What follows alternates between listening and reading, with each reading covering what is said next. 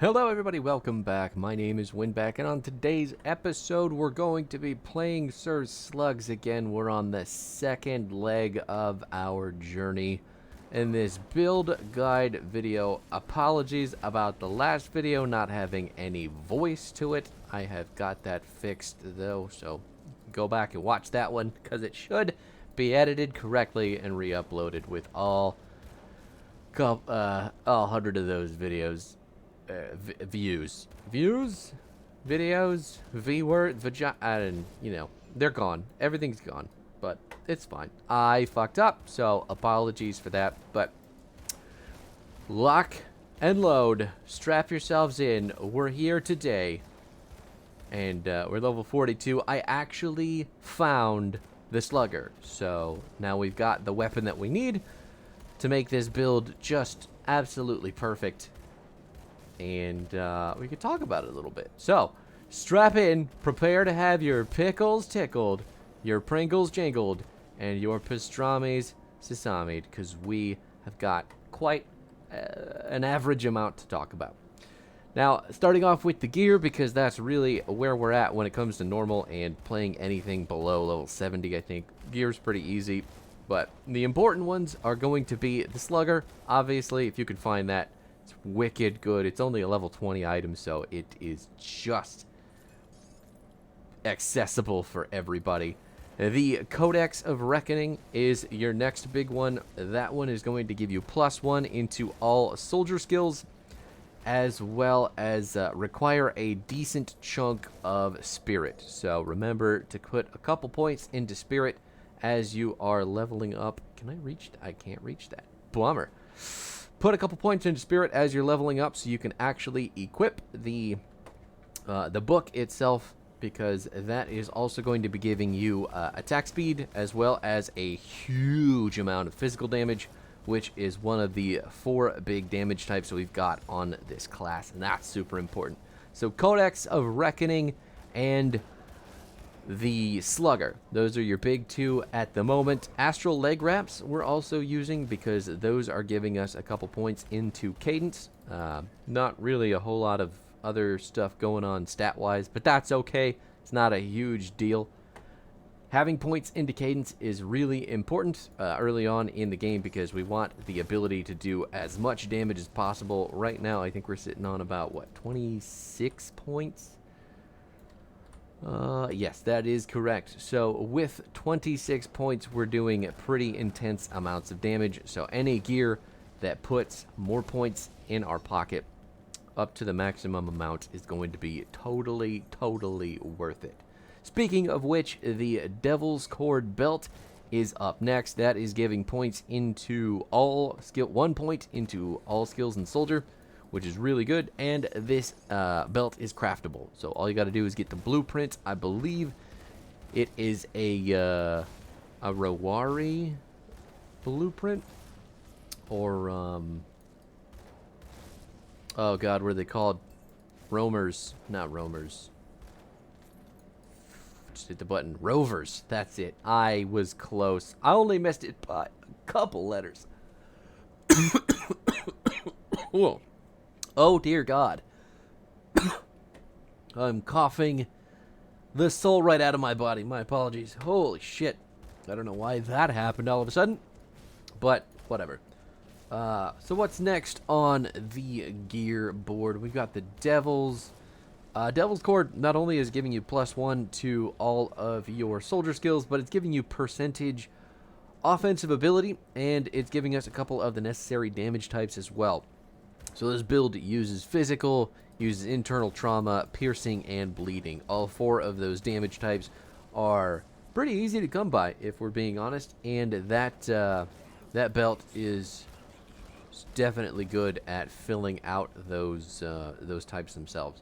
So, other than that, the only other important piece of gear is going to be your Relic, and since we hit level 35, the Relic is...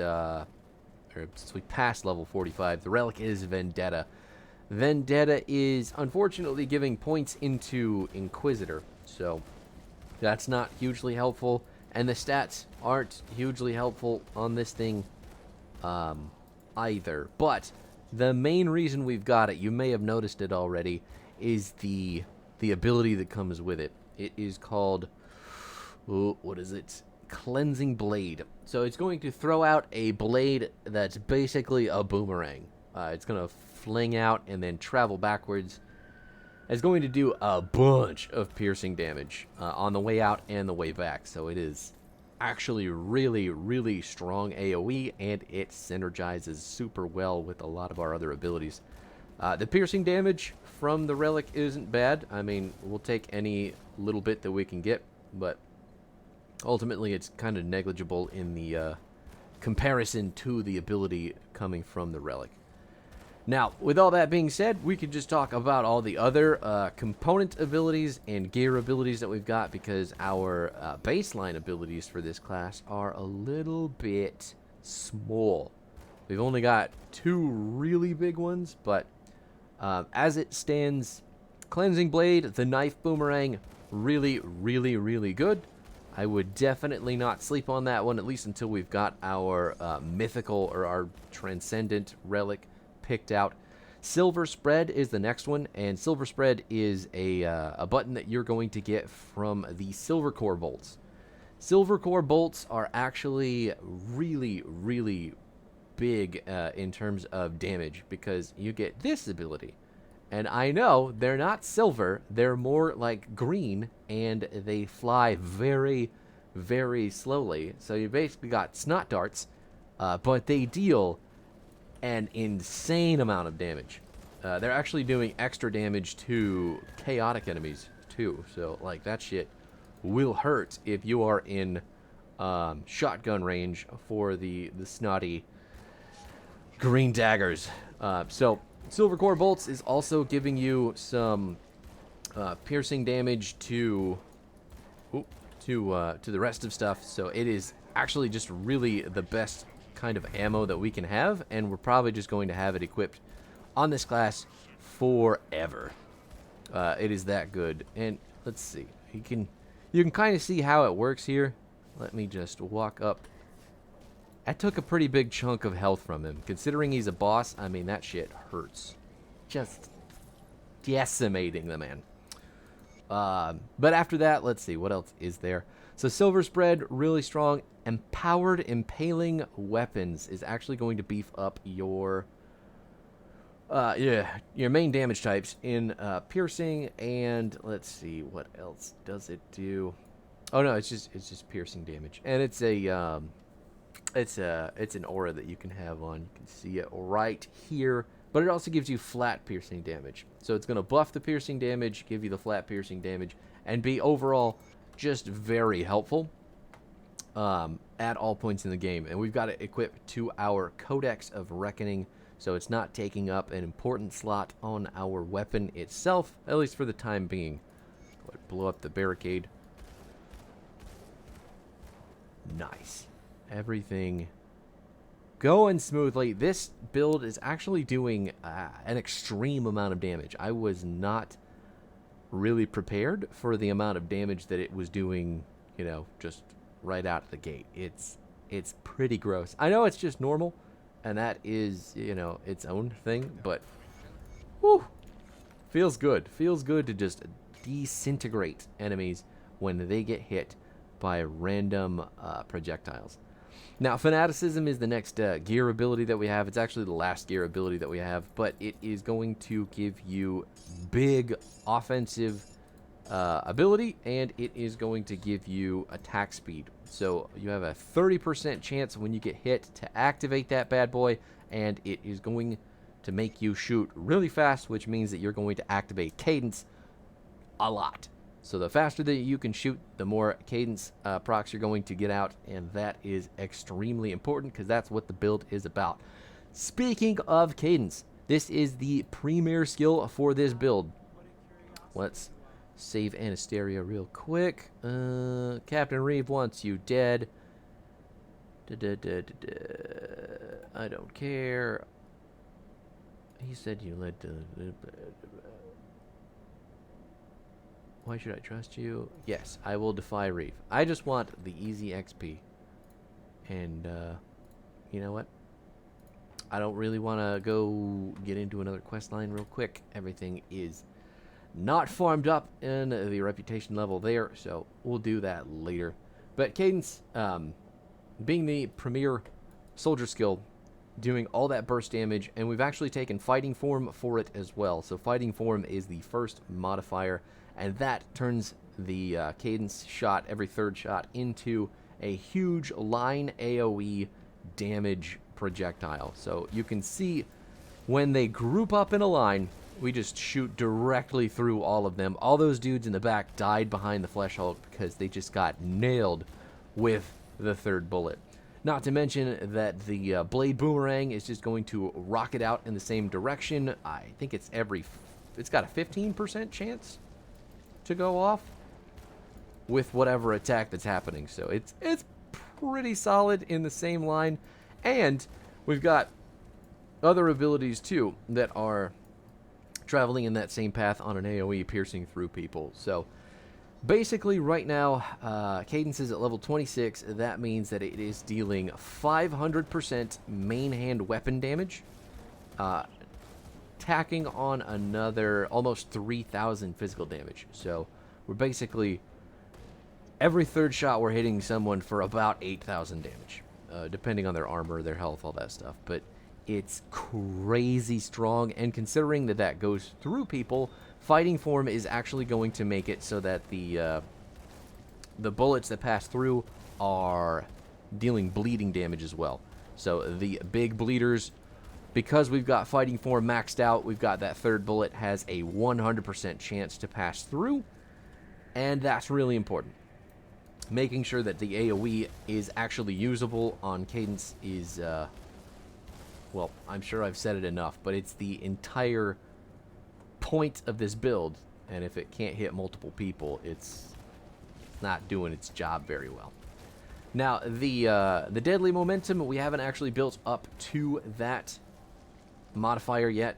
That is a couple points, or a couple levels off, actually. I think it's 3 levels to go still, which is a little bit of a bummer, but we'll get that maxed out too, because that is going to increase our physical and trauma damage to a disgusting degree on Cadence, and that is just going to make it even more nukeable. Wow, can you guys stay over there? Thank you. Blade Trap saving the day. But yeah, so once Deadly Momentum is taken, that will round off Cadence as an ability for us, and we'll have everything that we need. But the secondary skill for this build at the moment, I'm sure you've seen it, it's the Phantasmal Blades. We're going to pitch 3 blades in a row. They have right now a 65% chance to pass through because of the modifier that we've taken for it, Heartseeker. So Phantasmal Blades themselves deal piercing and bleeding damage, which is nice, but the modifier for it, Heartseeker, is going to increase that damage and give us a chance to pass through, basically doing the same thing that Cadence is doing in a line AoE on a very, very short cooldown. I think it's a 2.4 right now. We've also got the one of our devotion skills attached to it, which is, it's not the most helpful thing in the world, but at the same time, I'm not really going to complain. Devotions aren't a huge part of the build at the moment. They will be in the next video, so stick around for that if you're interested in those. But for the time being, all you really need to look at are just kind of base stats and resistances. Nothing too heavy to think about. But as far as the Phantasmal Blades go, that's our second really big ability for this class, and it is just going to help us stay at range and delete people in a line. Not to mention, if we ever get into a hallway or a kind of a choke point, these abilities are absolutely just going to mow people down. We're going to crank up the hand mower, push it, and watch it go. I mean, it took a mind of its own. It's a hand mower, so obviously still requires some human assistance, but you know, at least it's not running over your neighbor's plants. Yeah, we'll go with that. That's much less gruesome than the initial thought I had. Ooh, loving that silver spread, still doing plenty of damage. And the slugger feels really nice to have. It took me a long damn time to find it, if we're being honest. I happened upon it at the right moment, I guess, but still. Since it's a level 20 item, like, chances are pretty slim. Once you start getting higher level than the gun itself, it gets harder to find because you start finding items that are more your level.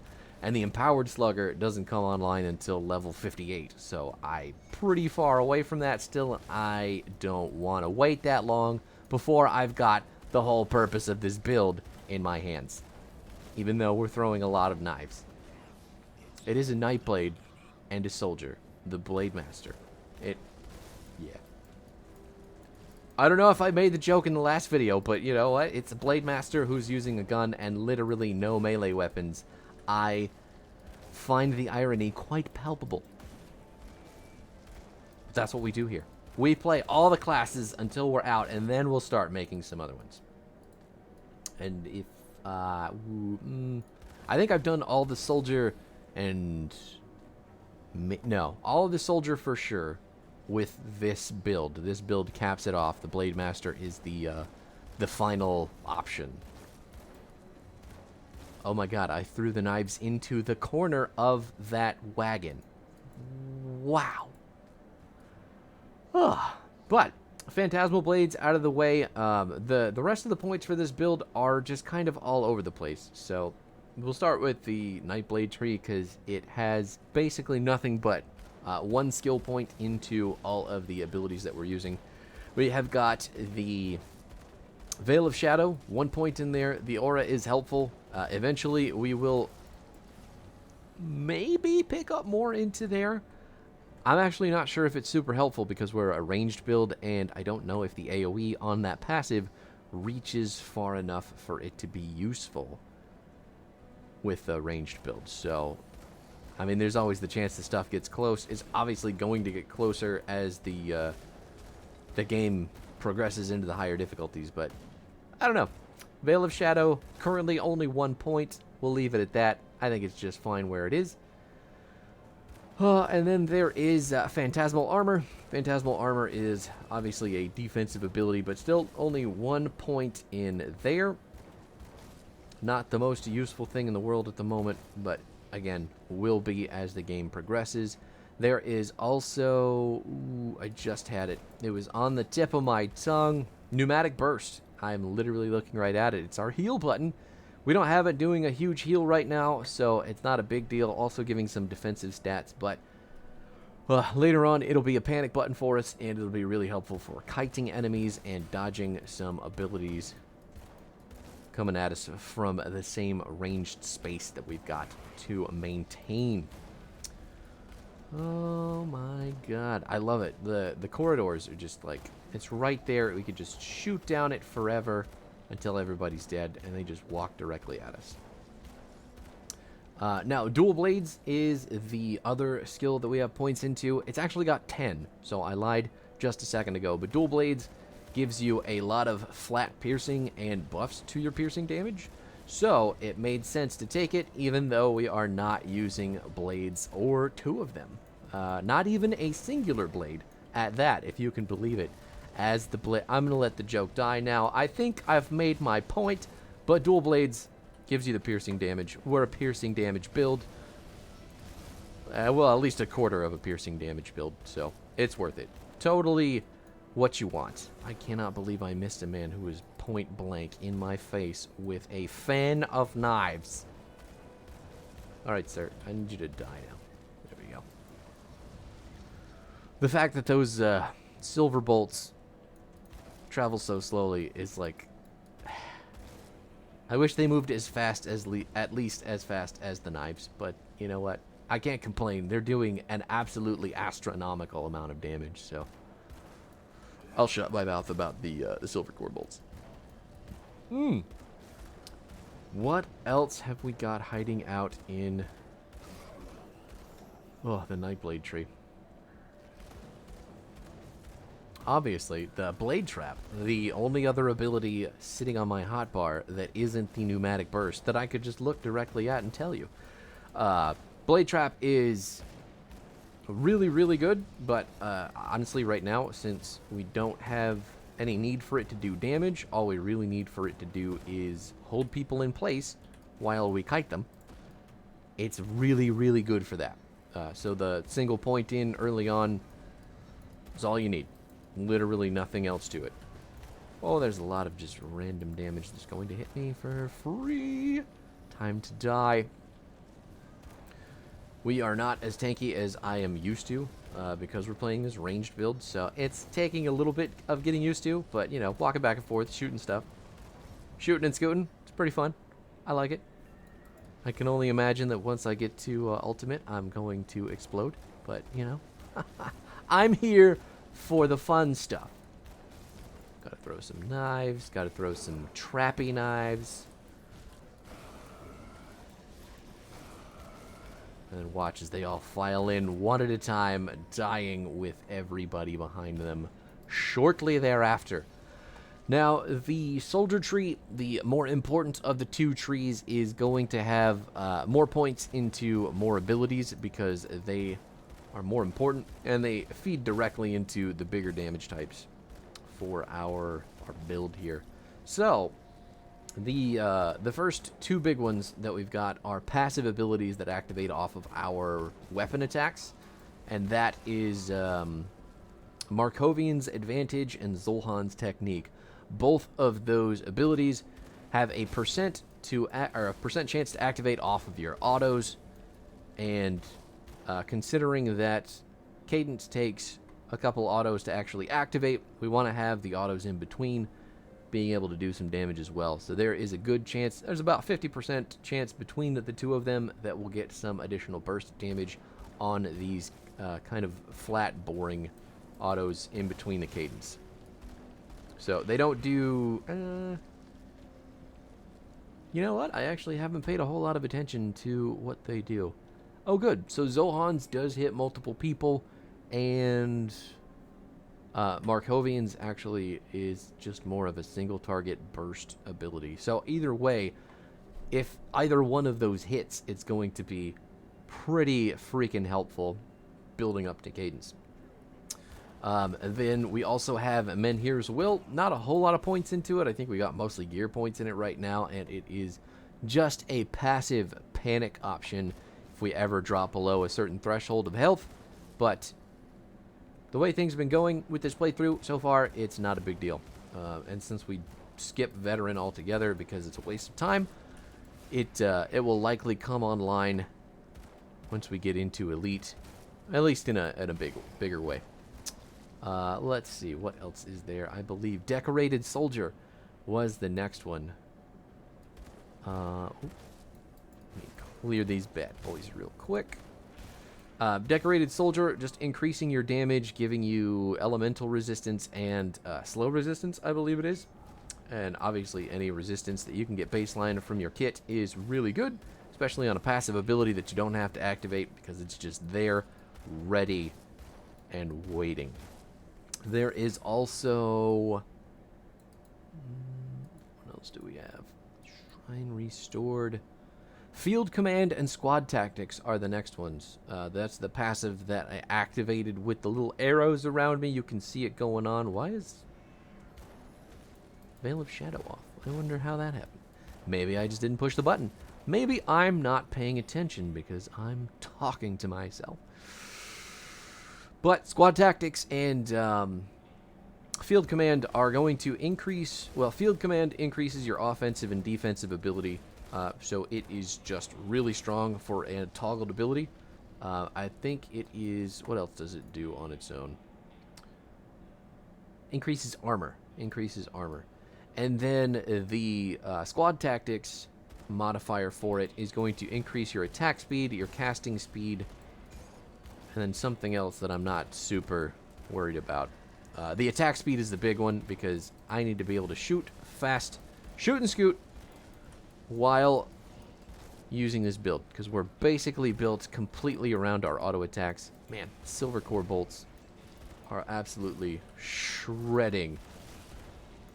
Oh, it's so good. It's just a fan of death. Almost died there.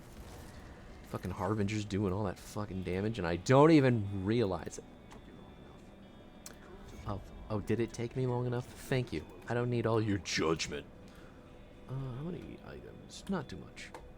We're still kind of pushing this build quickly. I've got another potion of clarity going on.